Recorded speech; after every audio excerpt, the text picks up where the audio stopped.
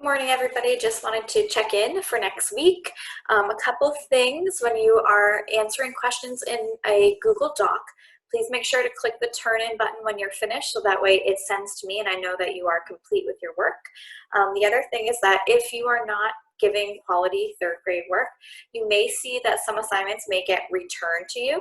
So for example, your writing prompts need to be in complete sentences. If you're writing for 20 minutes, it should be 5 full, strong sentences, not just one sentence. Moving into next week, please make sure that you're checking your email daily. I might just send an email just to say hi and see how you're doing.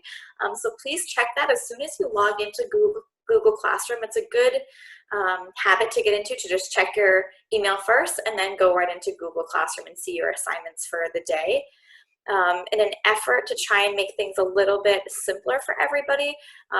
Last week was our first week trying out this remote learning, and it was really difficult, I think, for students and parents and teachers, and it was just kind of a new experience for everybody.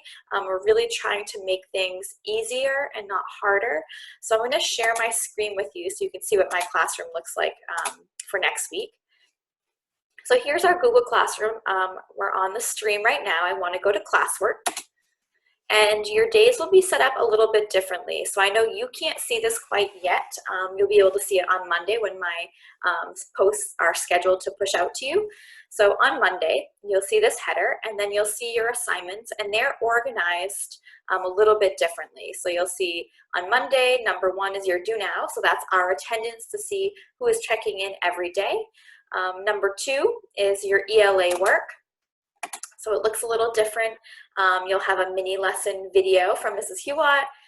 You're going to do a little bit of reading on Get Epic on a biography, and then you're going to do an assignment on that biography, a little graphic organizer. So again, it's a Google Doc. So when you're finished with your Google Doc, there'll be a button in the corner that you can click that says Turn In.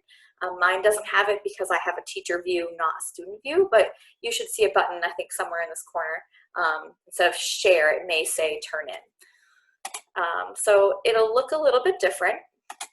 And then on Monday, number 3, you have your math assignment. It's just to watch the video I'm going to post on unit fractions and then complete lesson 4. So if you're already done lesson 4, then great.